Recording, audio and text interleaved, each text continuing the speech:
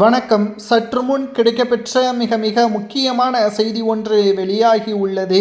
ஸ்டாலினை டெல்லிக்கு தூக்கி செல்லும் அமலாக்கத்துறை அதிகாரிகள்.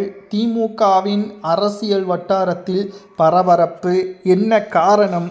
கடந்த 3 முறை அமலாக்கத்துறை அதிகாரிகள் திமுகவின் அமைச்சர்களது செயல்பாடுகள் சரியில்லை, அவர்களதை கண்காணியுங்கள் என்று தமிழக காவல்துறை அதிகாரிகளுக்கு அமலாக்கத்துறை அதிகாரிகள் பல்வேறு கடிதங்களையும் அனுப்பியுள்ளனர். இன்று கூட KN நேரு அவர்களுக்கு எதிராக 100 பக்கங்கள் கொண்ட கடிதங்களை அமலாக்கத்துறை அதிகாரிகள் தமிழக காவல்துறைக்கு அனுப்பியுள்ளது. கிட்டத்தட்ட 40,000 கோடி வரை ஒட்டுமொத்தமாக கடந்த 4.5 ஆண்டுகளில் மட்டும் தற்பொழுது வேலை வாங்கி தருவதாக கூறி பல மோசடிகள் செய்திருப்பதாக தகவலின் அடிப்படையில் விசாரணை அடுத்த கட்டத்திற்கு கொண்டு சென்றுள்ளது. இந்த வழக்கு விசாரணை எப்ப வேண்டுமானாலும் ஸ்டாலின் அவர்களுக்கு சிக்கலை ஏற்படுத்தலாம். டெல்லிக்கு ஸ்டாலினை கூட விசாரணைக்காக அழைத்து செல்லலாம் என்ற தகவலும் கிடைக்கப்பெற்றுள்ளது. எப்படி இவர்கள் மீண்டும் மீண்டும் மக்களை சந்தித்து எங்களுக்கு ஓட்டுக்களை செலுத்துங்கள் என்று கூறுகிறார்கள் என்பதுதான் நமக்கு சந்தேகமாகவே இருக்கிறது.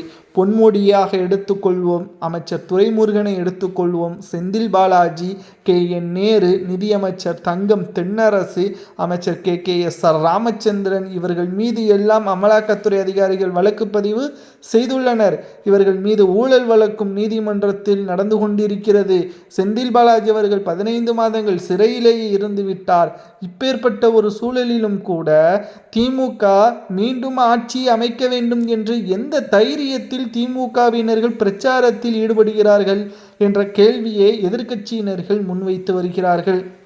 நிச்சயம் இந்த முறை திமுக படுதோல்வியை அடைவதற்கு முக்கிய காரணமாகவே அமையப்போவது திமுகவின் அமைச்சர்கள் மட்டும்தான் என்பதில் துளி அளவு கூட சந்தேகமே கிடையாது.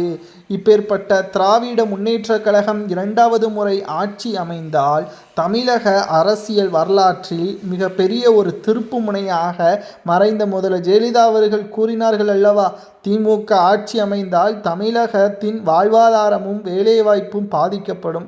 4.5 ஆண்டுகளில் 4.5 லட்சம் கோடி வரை கடன் வைத்து இருப்பதாக தற்பொழுது தகவல்களும் வெளியாகியுள்ளது. அப்படி என்னதான் செய்தார்கள்? திமுகவின் ஆட்சியில் நலத்திட்ட உதவிகளை பட்டியலிட முடியுமா? புதிய திட்டங்களை வெளியிட்டதை பட்டியலிட முடியுமா என்ற கேள்விகளும் முன்வைக்கப்பட்டு வருகிறது. விசாரணைக்காக டெல்லிக்கு அழைத்து செல்லப்பட்டால் ஸ்டாலினுக்கு ஒருவேளை தண்டனை வழங்க வேண்டும் என்றால் என்ன தண்டனை கொடுக்கலாம்?